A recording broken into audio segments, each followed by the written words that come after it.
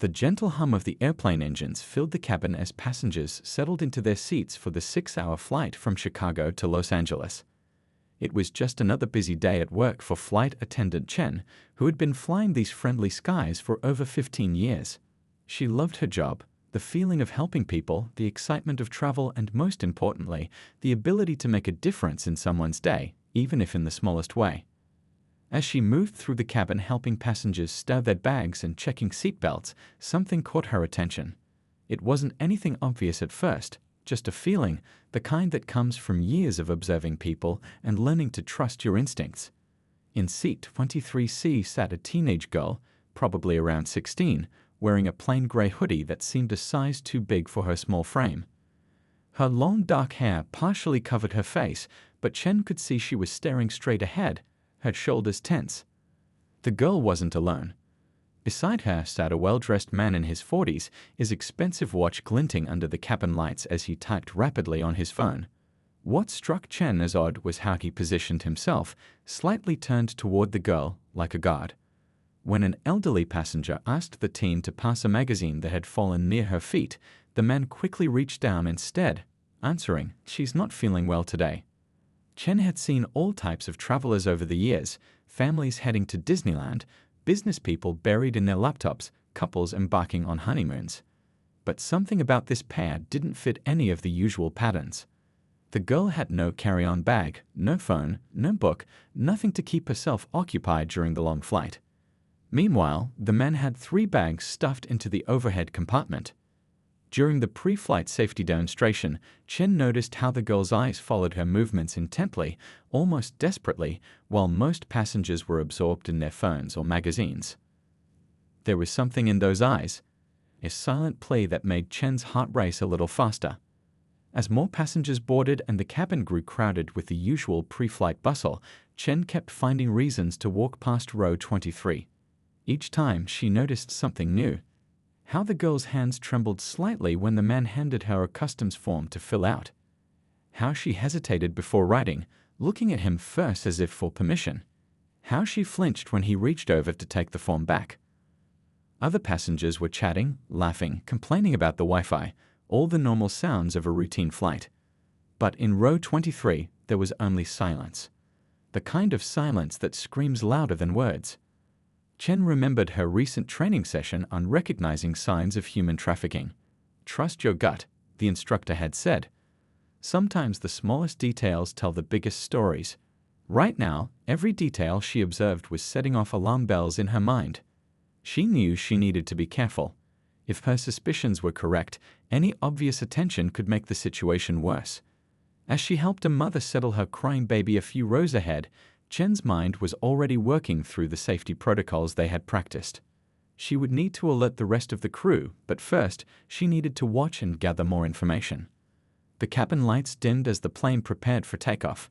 In the softer light, Chen could see the girl's reflection in the window, eyes wide, scanning the cabin as if searching for something or someone who might notice her.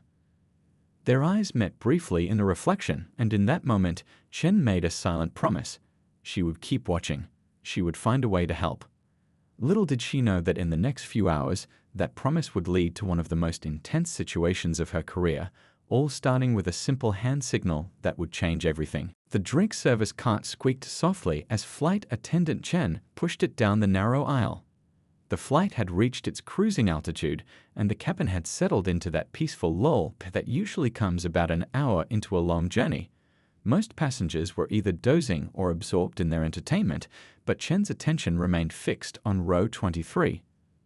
As she approached their row, she deliberately slowed her pace, taking time with each passenger's request.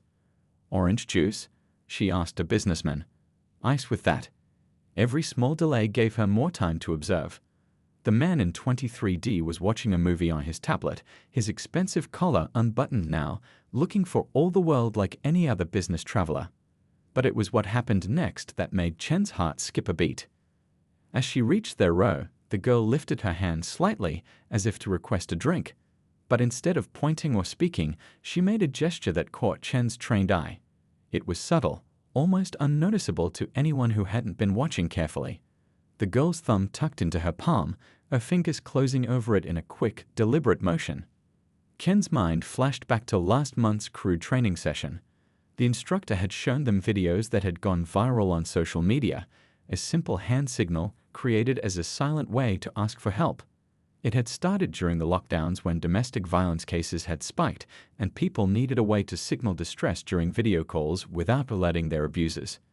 The signal had spread worldwide through TikTok and other platforms, becoming a universal sign that meant, "I need help, but I can't say it out loud." "Would you like something to drink?" Chen asked, keeping her voice steady despite her racing heart. The man quickly answered, "She'll have water."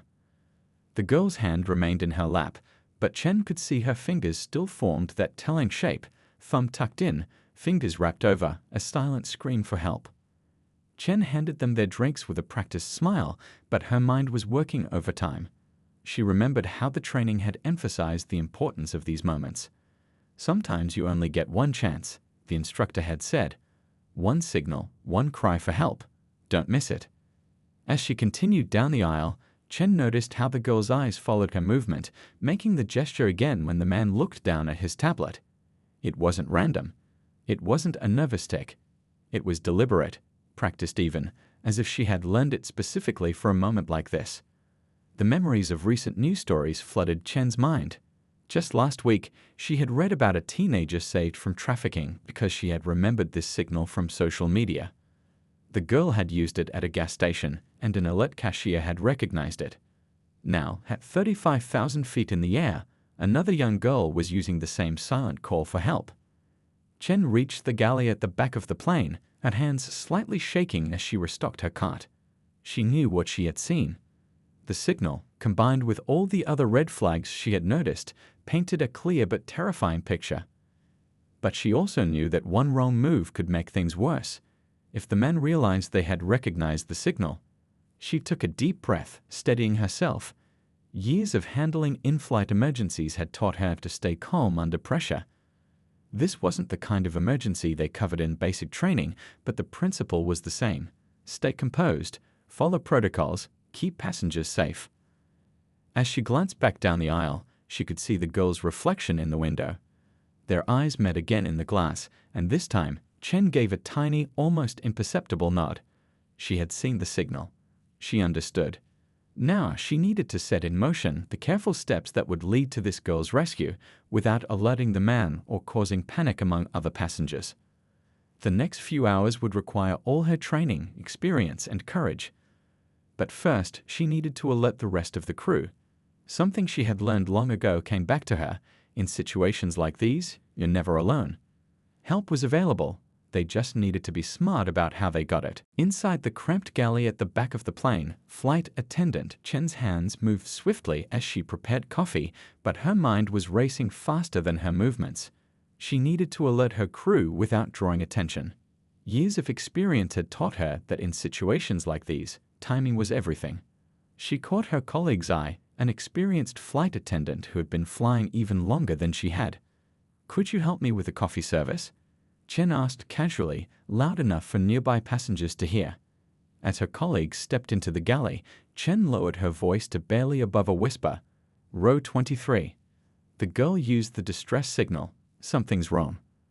Her colleague's expression didn't change. They were both too well trained for that, but she gave a slight nod. "I'll tell the others, one at a time." Natural passes by the row. They had practiced these scenarios in training, but this was real. Very real. Within 15 minutes, through careful coordination that looked like routine flight service to anyone watching, every crew member knew about row 23. Each had their role to play in their carefully choreographed response. The senior flight attendant made notes about what they'd observed, documenting every detail that had caught Chen's attention. "We need more eyes," Chen's colleague whispered during another brief galley meeting. "But we can't be obvious." They devised a plan. One by one, crew members found reasons to walk past row 23, checking the overhead bins, picking up trash, asking about headphone preferences. Each pass gave them another piece of the puzzle. The girl remained tense, but there was something new in her eyes now, a tiny spark of hope. She had been seen. Her signal had been recognized. During one pass, while the man was distracted by his movie, she made the signal again, more confidently this time. Chen's colleague, walking past with a trash bag, gave her the slightest of nods, just enough to let her know, "We see you. We're here. Help is coming." But then came a moment that made everyone's heart stop. The man suddenly stood up, telling the girl he needed to use the restroom. Chen, who was nearby, noticed how he gripped the girl's shoulder before leaving, a gesture that might have looked affectionate to others but spoke volumes to the trained eyes watching. The crew had to make a quick decision. This might be their only chance to communicate directly with the girl, but they had to be careful, very careful. The wrong move could put her in danger. They had learned about cases where traffickers had hurt their victims after suspecting they had asked for help. Ken's colleague took swift action, walking past with a stack of blankets. As she offered one to the girl, she whispered, so quietly it was almost just a breath, "We know. Stay calm. We're getting help." The girl's hands trembled as she accepted the blanket, but she gave the tiniest of nods. In the cockpit, the captain was already aware of the situation. He had contacted air traffic control using coded language they had developed for exactly these scenarios. Ground authorities were being notified. Plans were being made, but they still had hours of flight time ahead of them. The man returned from the restroom, and the subtle change in the girl's posture spoke volumes. The spark of hope remained in her eyes, but her shoulders tensed again.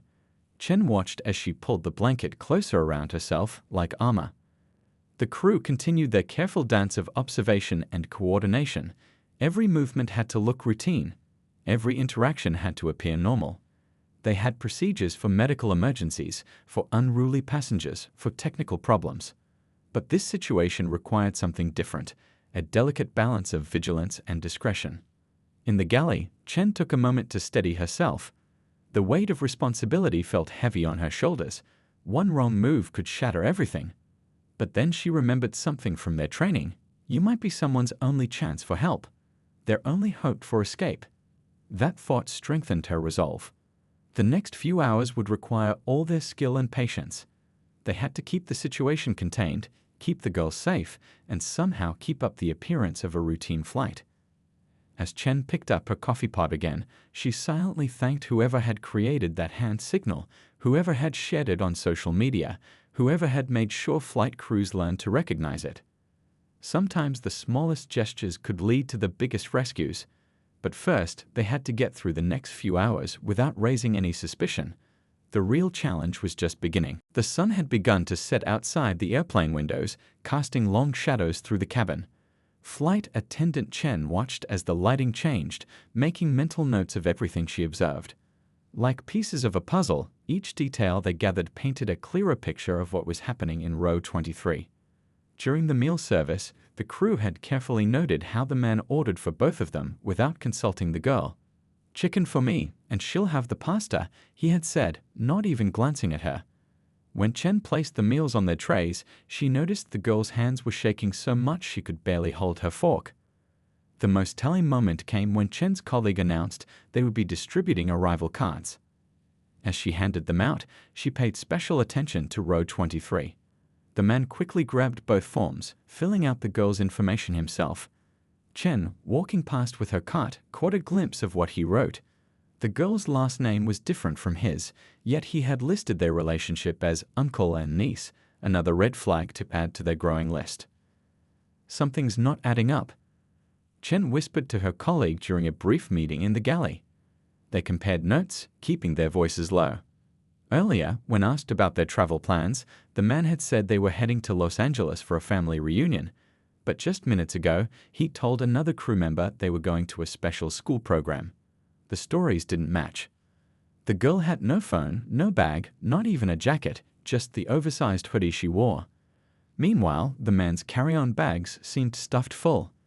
Chen had noticed this during takeoff, but now it carried new significance. Her training had taught her that trafficking victims often had few or no personal belongings. Another crew member had observed something crucial during the drink service. When she'd asked the girl directly about her age, the man had quickly interrupted, saying, "She's 15. But later, when filling out the arrival card, he'd written that she was 17. These inconsistencies made Chen's heart beat faster. They were exactly what their training had warned them to watch for. The crew kept their routine looking normal, but their eyes never stopped watching. They noticed how the girl flinched every time the man shifted in his seat, how she kept making the distress signal whenever she thought it was safe, thumb tucked into her palm, fingers closing over it, the signal that had started this whole silent operation. Through all of this, the other passengers remained absorbed in their movies, their books, their conversations. The cabin hummed with the normal sounds of a long flight, occasional laughter, quiet conversations, the soft ding of call buttons. No one seemed to notice the drama unfolding in row 23, and that was exactly how it needed to be. In the back galley, Chen organized the information they'd gathered. Different stories about their destination, conflicting ages, no personal belongings, the controlling behavior, the hand signal, the arrival card discrepancies. Each detail alone might not mean much, but together they told a story that made her stomach churn. The captain had been quietly updated about each new piece of information. Ground authorities would need all of these details to act quickly when they landed. Chen knew from her training that documentation was crucial in these cases. Every observation, every inconsistency could help build a case. As she walked past row 23 again, Chen caught the girl's eye briefly. There was fear there, yes, but also something else: determination. This girl was fighting for her freedom in the only way she could right now, with a simple hand signal and silent pleas for help. The crew's job was to make sure those signals weren't made in vain. The sun had fully set now, and the cabin lights dimmed for the evening portion of the flight. In the softer lighting, Chen could see the girl's reflection in the dark window. She was still making the signal, pressing her thumb into her palm, closing her fingers over it, again and again, like a silent heartbeat, a rhythm of hope that said, "I'm here. I need help. Please see me." They had seen her. They had gathered the evidence. Now they just had to make sure everything was in place for when they landed. The real challenge still lay ahead, but at least now they knew exactly what they were dealing with. Sometimes, Chen thought, the hardest part of helping someone is gathering enough proof to act. They had the proof. Soon, they would act. 3 hours into the flight, the captain's voice crackled quietly through the interphone in the rear galley. Flight attendant Chen picked up the handset, keeping her voice low. "We've made contact with ground authorities," the captain informed her. "They're gathering information about our passengers in row 23. We need to keep everything normal until we land." Ken's hands were steady as she replaced the handset, years of handling in-flight emergencies helping her maintain her composure. She glanced down the aisle where her colleagues were going about their duties as if it were any other flight. But beneath that calm exterior, a carefully coordinated plan was taking shape. The senior flight attendant gathered the crew in the galley, one at a time, to share the next steps. "Ground authorities will meet us at the gate," she whispered. "But we need to make sure he doesn't suspect anything. If he realizes we're onto him, things could get dangerous." They had all heard stories about situations like this going wrong. Their training had emphasized the importance of keeping suspected traffickers calm and unaware. One wrong move, one suspicious glance, could put the girl in danger. The crew's job now was to maintain absolute normalcy while preparing for what would happen on landing. Chen watched as the girl made the hand signal again, thumb tucked in, fingers closed over it. The gesture that had started everything. The man beside her was still watching his movie, seemingly unaware that his actions had been discovered, that a rescue operation was being set in motion at 35,000 feet in the air. In the galley, the crew began their preparations, disguising them as routine end-of-flight tasks. They'd reviewed the landing procedures, but today these procedures included special instructions from ground authorities. They would need to keep all passengers seated after landing, a common enough request that it wouldn't raise suspicion. The captain's voice came through the interphone again. Ground authorities had found something. The girl matched the description of a teenager reported missing from her hometown 3 days ago. Chen's heart raced at this confirmation, but her face remained neutral as she walked through the cabin, checking seatbelts.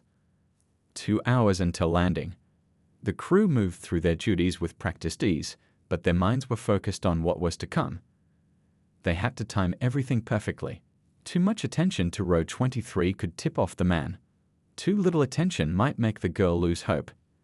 Chen noticed how the girl's eyes kept darting to the windows, watching the sky darken outside. Was she wondering if her family was looking for her? Did she know they had reported her missing? The thought made Chen's throat tight, but she pushed the emotion aside. Now wasn't the time for feelings. Now was the time for action. The senior flight attendant pulled Chen aside in the galley. "Law enforcement will board first," she whispered. "They'll tell passengers it's a routine security check. We need to make sure nobody leaves their seats until they reach row 23. As they began preparing for the final beverage service, the crew positioned themselves strategically throughout the cabin. Each one had their role to play in what would unfold after landing. They moved with purpose but without urgency, their movements practiced and smooth. The man in row 23 asked for another coffee. As Chen poured it, she noticed his hands were steady, his manner relaxed. He had no idea that his comfortable flight was about to end very differently than he planned. The girl beside him sat motionless, but her eyes met Chen's for a brief moment. In that glance was a mixture of fear and hope, fear of what might happen if things went wrong, hope that her signal for help had been understood. An hour until landing. The crew's movements became more focused, more precise. They checked and double-checked their preparations while maintaining their professional demeanor. The cabin remained calm. Passengers dozed or watched their movies, unaware of the drama that was about to unfold. Through it all, Chen kept thinking about that hand signal. Such a simple gesture, thumb tucked into the palm, fingers folded over. But it had set in motion events that would change this girl's life forever. It had turned a routine flight into a rescue mission. The captain's voice came over the intercom, announcing their initial descent into Los Angeles. As the plane began to descend, Chen watched the girl make the signal one more time. Help was coming. Everything was in place. Now they just had to stick to the plan and keep everyone safe for one more hour. The lights of Los Angeles sparkled below as the plane began its descent. Flight attendant Chen moved through the cabin one last time, her movements deliberate and calm despite the tension building in her chest. The crew had been preparing for this moment for hours, but now that it was actually happening, time seemed to both crawl and rush by. "Ladies and gentlemen, we're beginning our final descent into Los Angeles International Airport. Please return to your seats and fasten your seatbelts." The captain's voice was steady, giving no hint of what was about to unfold. In row 23, the girl's hands were trembling as she made the distress signal again, more urgently now, as if she could sense they were getting closer to help. The man beside her had finally turned off his tablet, looking for all the world like any other passenger preparing for landing. Chen watched as her colleague moved down the aisle, checking seatbelts. When she reached row 23, she paused a moment longer than necessary. "Please make sure your seatbelts are fastened tightly," she said, her eyes meeting the girl's briefly. It was a small gesture of reassurance. "We haven't forgotten you. Help is coming." The plane descended through layers of clouds, the cabin lights reflecting off the windows. Chen could see the girl's reflection, her face a mix of hope and fear. The man beside her was looking through his phone one last time before landing, seemingly unaware that law enforcement was waiting at the gate. Suddenly, there was a moment of turbulence. The plane shook slightly, and the girl grabbed her armrests. Chen noticed how the man immediately put his hand over the girl's, a gesture that might have looked caring to others, but spoke of control to trained eyes. "Cabin crew, prepare for landing." The familiar announcement triggered their well-rehearsed landing routine, but today everything carried extra weight. Each crew member knew their role in what would happen next. They had practiced emergency procedures countless times, but this was different. This was about saving someone who had asked for help in the only way she could. The plane descended lower, the city lights growing brighter.